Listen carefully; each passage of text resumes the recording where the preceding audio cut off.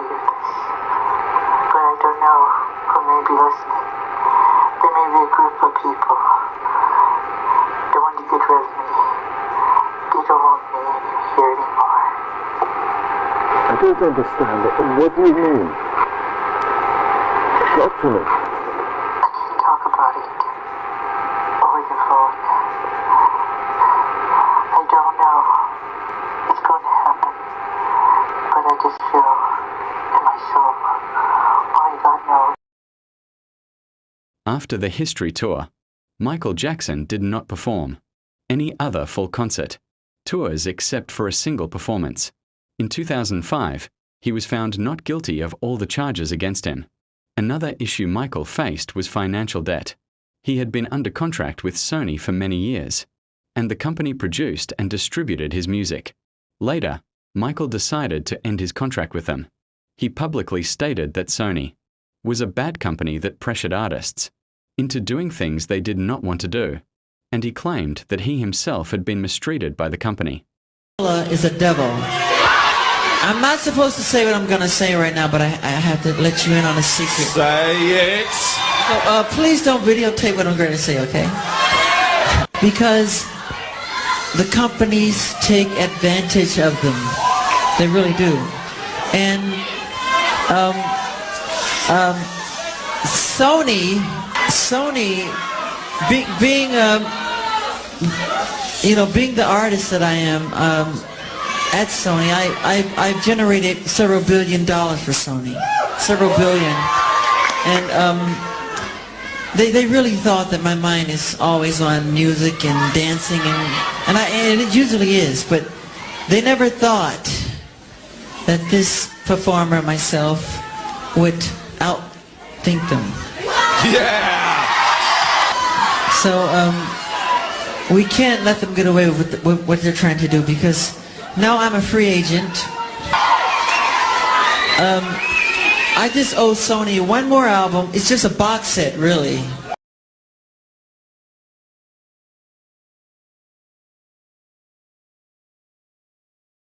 After Michael got into debt, Neverland Ranch was foreclosed on. This ranch was one of the main reasons why so many rumors about Michael spread and why people talked about him so much. Simply put, the ranch had animals and amusement rides for children, and Michael used to invite children there. As we all know, Michael never really had a normal childhood, so the place was like a dream come true for him. He named it Neverland after the fictional island in the story of Peter Pan. However, many people accused him of treating children inappropriately, which led to several court cases against him. Some of the children who accused him claimed that he had done inappropriate things with them. On the other hand, some people, including actor Macaulay Culkin, defended Michael and testified in his favor in court. Some people also say that Michael created Neverland to protect children from people like Jeffrey Epstein, who is known for abusing minors. However, this claim has never been proven. As for the people who accused Michael, some later said that they had been pressured into making those accusations, while others continued to stand by their statements. Nevertheless, Michael Jackson was acquitted of all criminal charges in 2005. In 2009, Michael Jackson was preparing for a new concert residency called Backslash, This Is It, Backslash, which was planned to include 40 shows. The concerts were scheduled to take place in London at the O2 Arena. The tour was being promoted by AEG. At first, Michael was hesitant about doing the shows, but he eventually agreed, partly because he wanted to provide for his children. Michael returned to Los Angeles and began rehearsing about 3 months before the first concert. The demand for tickets was enormous. Around 1 million tickets were sold, and about 200,000 more people were on the waiting list. It was clear that fans around the world were excited to see him perform again on July 24. Emergency. Yes, sir. I need an ambulance as soon as possible, sir. Okay, sir. What's your address? It's 100 North Carrollwood Drive, Los Angeles, California, 90077. You said Carrollwood? Carrollwood Drive, yes. Okay, sir. What's the phone number you're calling from? Okay, sir. And what's the problem? Exactly what happened? Sir, we have a gentleman here that needs help, and he's not breathing yet. He's not breathing, and we're trying to pump him, but he's not. Okay. Okay, how old is he? He's 50 years old, sir. 50? Okay. He's unconscious, he's not breathing? Yes, he's not breathing, sir. Okay, and he's not conscious either? He's not breathing? He's not conscious, sir. Okay. All right, do you have him? Is he on the floor? Where's he at right now? He's on the bed, sir. He's on the bed. Okay, let's get him on the floor. Those tests will take approximately 4 to 6 additional weeks. With all signs pointing to a prescription drug overdose, the focus remains on Michael's private physician, Dr. Conrad Murray, who is still missing. The reason why they were unable to find Dr. Murray is plain and simple. Murray was already contacting lawyers to represent him and to plan his strategy. The following day, Murray and his lawyer agree to meet privately with detectives to give his statement. He laid out everything that had happened, not just that day, but in the 6 weeks leading up to Michael Jackson's death. He said that Michael Jackson had told him that he regularly used propofol and needed it to fall asleep. And Dr. Murray had been giving him quantities of it every night for 6 weeks, and then became concerned that he was becoming addicted to it. So that night, he essentially had given him substitute. Though his lawyers will later claim Murray made unspecified mistakes recounting his timeline, this is what he tells police. Starting at 1:30 a.m., he gave Michael a Valium. 30 minutes later, Michael was still awake, so he administered the sedative Ativan via IV. For the rest of the night, Murray alternated between doses of Ativan and another sedative, Versed, every few hours. Still, nothing worked. And then at that point, they had said that Michael Jackson asked for what he called his milk. And at about 10:40 that morning, after much begging and pleading, Dr. Murray had relented and given him a dose of propofol. Murray says he gave 25 milligrams diluted with lidocaine. It went straight into Michael's IV, and finally, he fell asleep. Murray explains that he continued to monitor Michael for roughly 10 minutes before heading to the bathroom, and that he was out of the room for 2 minutes maximum. You do not leave a patient who's on propofol. If something goes wrong with their heart or their breathing or whatever, you're there. To go to the bathroom for a few minutes is just mind-boggling. But evidence suggests the doctor was out of the room far longer than 2 minutes. Murray's cell phone log, which detectives later obtain, shows that from 11:18 a.m. to 12:05 p.m., Murray was on the phone with 3 separate callers, totaling 47 minutes. Investigators are wondering, why is he on the phone 3 different times? We believe that he called his office in Houston, he had a girlfriend in Santa Monica, or his office in Las Vegas. Murray says that once he returned to the room, he found Michael not breathing. That exact time is still unknown. He then immediately started CPR and administered 2 milligrams of the anti-overdose medicine Annexate. Annexate counteracts specific drugs by blocking the brain receptors they affect, allowing those receptors to return to their usual state. When successful, sedation is reversed and the brain resumes a normal level of activity and consciousness. Unfortunately, the drug didn't work on Michael. Murray's lawyers said that only after doing 25 to 30 minutes of CPR did the doctor run to get assistance. Somebody call security! Call security! Once staff members arrived, 911 was finally called. He's not breathing. Other than the time that the paramedics came, who knows what was going on in that bedroom. There's some things here that don't add up. His argument was that nothing was given to Michael that would have killed him. He didn't do anything wrong. It's been 5 days since Michael Jackson died. Police, joined now by the U.S. Drug Enforcement Agency, subpoena medical records of at least 5 doctors treating the star in the weeks before his death. It isn't just Dr. Murray who might be implicated here. Michael Jackson had doctors all around the world prescribing different medications in different aliases. Some of the aliases include Josephine Baker, Omar Arnold. He used whatever really name he could come up with in order to get his drugs. One really important reason I use an alias for him, because I didn't want anyone stealing his records. Arnold Klein is Michael Jackson's long-term dermatologist, but Arnold Klein gave us a real indication that Michael Jackson might have had a problem with propofol. He called me one weekend and he asked me if I wouldn't administer propofol, and I told him he was absolutely out of his mind. On July 22nd, police and the feds traveled to Houston, the site of Murray's main office. The criminal investigation just jumped to the next level. Detectives flew all the way to Texas looking for evidence. The next week, federal agents raid Murray's other office in Las Vegas, where they find receipts for 5 bottles of propofol he purchased just 6 weeks before Michael's death.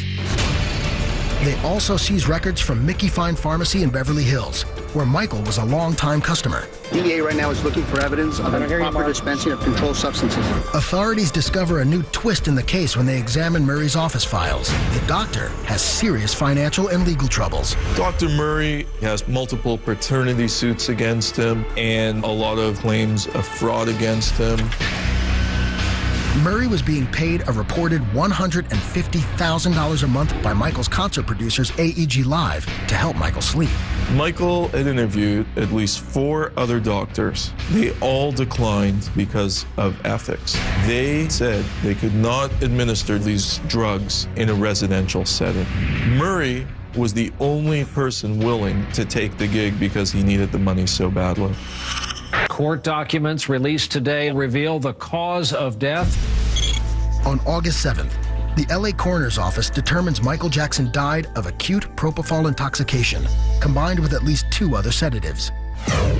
To find out which drugs caused Michael's death, toxicologists examined blood, urine, and bile samples, as well as liver and stomach tissue, and even the jelly-like fluid found in his eyeball chamber. The samples are analyzed by a gas chromatograph, which identifies drugs by separating them into their chemical components. The mass of each component determines the drug levels in his system. Not surprisingly, lethal amounts of propofol were found among all the specimens sampled, and traces of other sedatives were ID'd in most fluids. When you take into consideration the other drugs that Murray did give him in combination with propofol, it was like this lethal cocktail.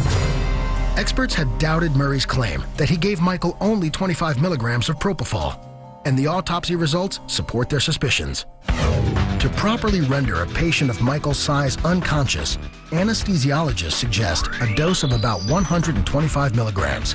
The 25 milligram amount Dr. Murray says he gave Michael wouldn't even knock out someone half his size. In my experience, 25 milligrams in a man Mr. Jackson's size, even in the presence of these other medications, would not have been sufficient to make him unconscious or develop respiratory failure. On August 18th, Dr. Murray releases his first and only statement via YouTube. I have done all I could do. I told the truth, and I have faith the truth will prevail. 6 days later, the toxicology results go public, along with a major announcement. The LA County coroner has ruled Michael Jackson's death a homicide. This meant that the king of pop had died at the hands of somebody else. Dr. Murray expected to be in handcuffs within hours after the autopsy was released. Murray was shaking in his boots. On September 3rd, grieving friends and family gather at Forest Lawn Cemetery in Glendale, California, to bid a final farewell to the King of Pop. As the homicide investigation continues, several family members hold Dr. Conrad Murray responsible for Michael's district attorney's office of star's death. If convicted, is not something. He is released on 75. How long have you been a doctor for District Jackson? I first started attending to him in 2006. And it was continuous 2006 on? No, well, no. Or on and off? Off and on, intermittent. Okay. We didn't know what happened. We didn't want to assume anything. And we wanted to give the doctor an opportunity to dig his own hole, if that was the case. So it's just you and Michael? Usually, that's how it is. Okay. And this night it was just you and Michael? Just myself and him.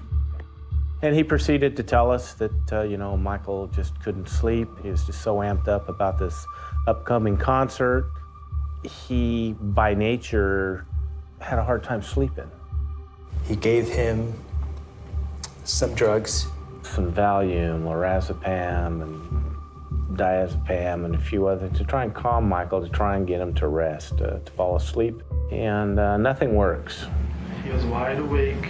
I said, do you feel a little bit drowsy? Do you think your eyes are telling you want to sleep? He said no.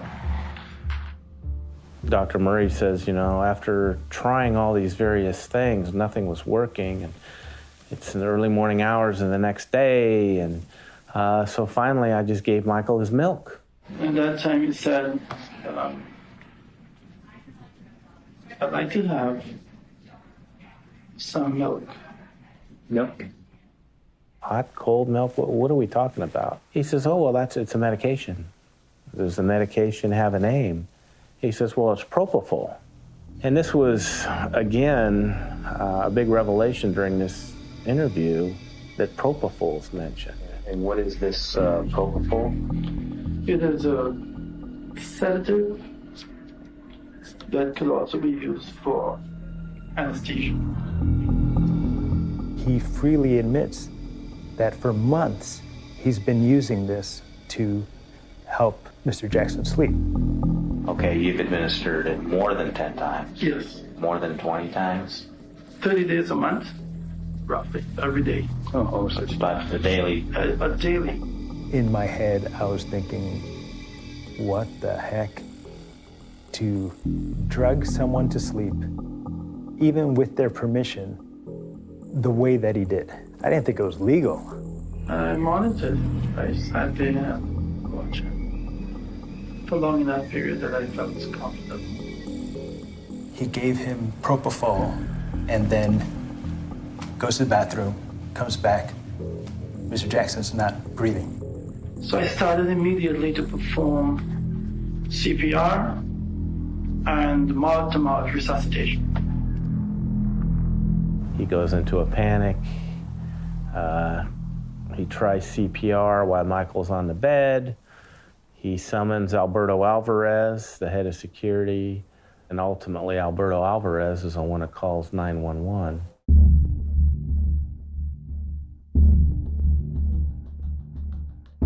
When we reviewed the CCTV at the mansion, we saw that he carried in a bag with him. And also the family and the security staff told us he would always carry a bag with him. When he went to the hospital, he did not have the bag with him. The biggest aha moment was when I had asked Dr. Murray where his bags were. Where's your bag where those syringes would be at now? Oh, really? I don't have them. I thought you left it there. He was assuming that we had it. You haven't got my bags? Once he realized we didn't have that, he's like, you know, deer in the headlights look, if you will. You know, legally, we can search the areas that are relevant. It wasn't in the room that was relevant. If you walk into the dressing room and you turn right, at the high level top, the bags are left there with the items in it. You know, in those moments, people aren't their sharpest. They're not thinking the best. So it's our job to take those little mistakes that people make and build a case on them. First thing Monday morning, went to the house, went to where Dr. Murray had said that the medical bag was.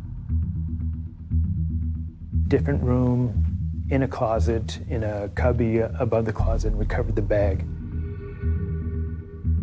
We recovered a treasure trove of evidence from Murray's doctor's bag. We found a bunch of more medicines that he had used, like propofol and lidocaine. One of the other things that we found was we found all the waste, all the trash, the needles, the empty bottles, the stuff that when we went into the room should have been laying around. So we knew that sometime during this medical emergency, Dr. Murray had stopped either giving CPR or had waited to give CPR and cleaned up everything. So we're thinking, what could be the reasons for that? Within 48 hours, it appeared that it was a suspicious death in the sense that there was something more than just an overdose. If your goal is to preserve the life of the person that you're giving CPR to, why would you pause that to pick up trash unless you're trying to hide something? If he wouldn't have told us where it was, or if he would have taken it with it, we wouldn't have had it. We would have lost that element of the hiding, the trying to cover up. We were now looking at Murray. He was behind the death.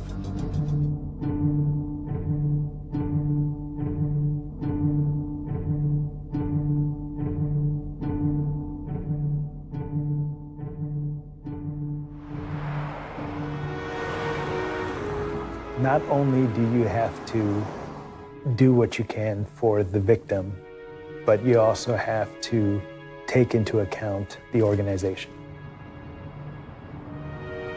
You're donning a uniform that's been a part of history, and growing up with the stories that you'd heard from the... Looking at his scalp and the top of his head and being, you know, severely scarred, hardly any hair at all on the sides, to what he would look like in public with the flowing hair. That was, you know, a bit different. Not defending his use of prescription medicine by any means, but, you know, when you experience something like that, it kind of opens up the door for painkillers and whatever else that may lead to. But other than that, it truly just, let's do this and get it done, yeah. Blood is drawn, and then that blood is sent to a toxicology unit. So the initial autopsy didn't show much, you know, nothing much that you wouldn't be shocked a 50-year-old body would have. He was relatively healthy.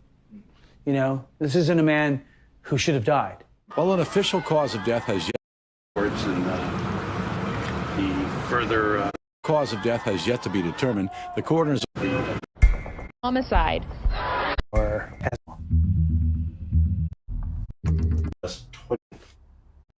and this Michael Jackson. It was a pike or had been empty. And I thought, oh my God, this is it. This is the smoking gun. This is actually the bottle of propofol that killed Michael Jackson.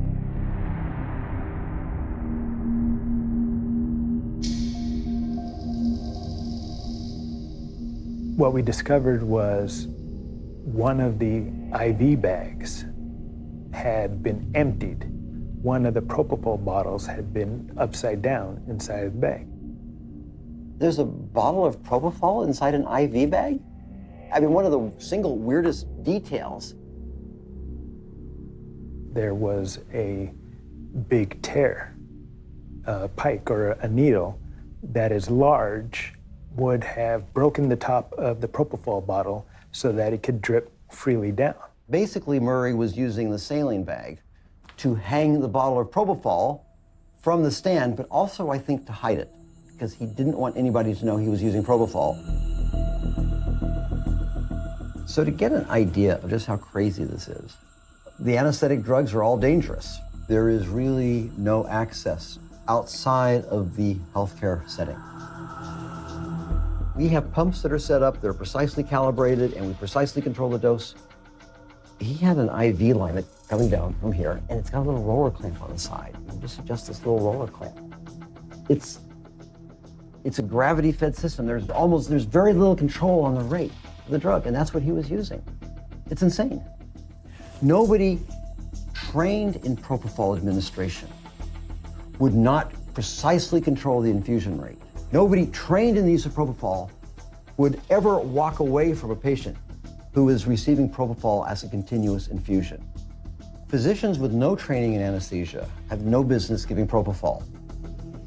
So at that point, we knew this was not an honest mistake, but that this was on purpose bad medicine. An MD degree is not a license to do whatever the hell you want to do and just think you can get away with it. One of them finally served the string head cases. Police would, in June, 4 cases of the 100 milliliter bottles, all of the amounts, it's over 5 gallons worth of propofol. A massive amount of propofol, was shipped to his girlfriend's house. We found that there was other doctors that Michael had reached out to in hopes of being administered propofol, and he was turned down. That relationship was a perfect storm. Michael first got introduced to propofol through a dental procedure, and he liked it. He felt like, wow, this is the best way to go to sleep. That was his drug of choice, and he was looking for doctors that would administer that, you know, as wrong as it was.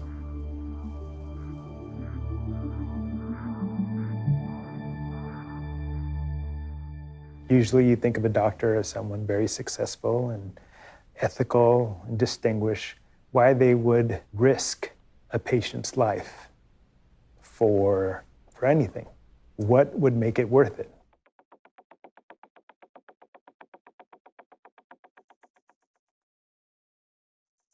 We done search warrants out in Las Vegas at his residence, as well as his place of business in Las Vegas, and then his office out in Houston, Texas. We get into finances, we get into business dealings, and his relationships. We executed a search warrant in the Armstrong Medical Clinic this morning with members. Several of them by several different wives. He would go out to places of adult entertainment and spend outrageous amounts of money. He would put on a show and not be able to support it financially. He would leverage his closeness to Las Vegas for over $1 million, and his mortgage was $10,000 a month, and he had stopped paying it.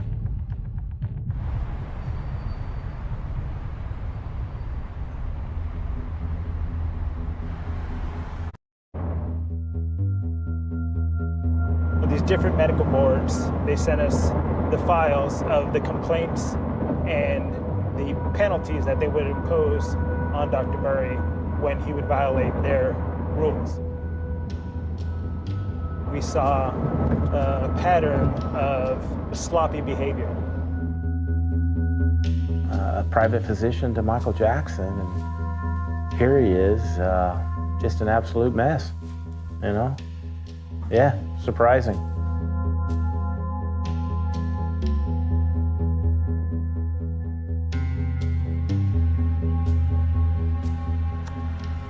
This is what I recovered from his car, from the doctor's car.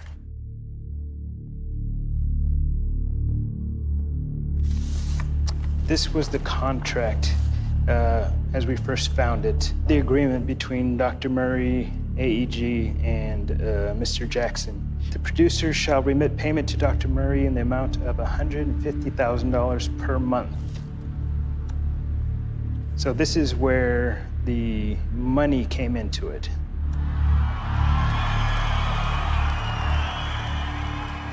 Michael had started working, preparing for this huge comeback tour, and that's when he had reached out, Michael, and told AEG that he wanted Conrad Murray with him. And initially AEG's like, you know, London's not a third world country. They have fabulous doctors over there. What do you need your own physician for?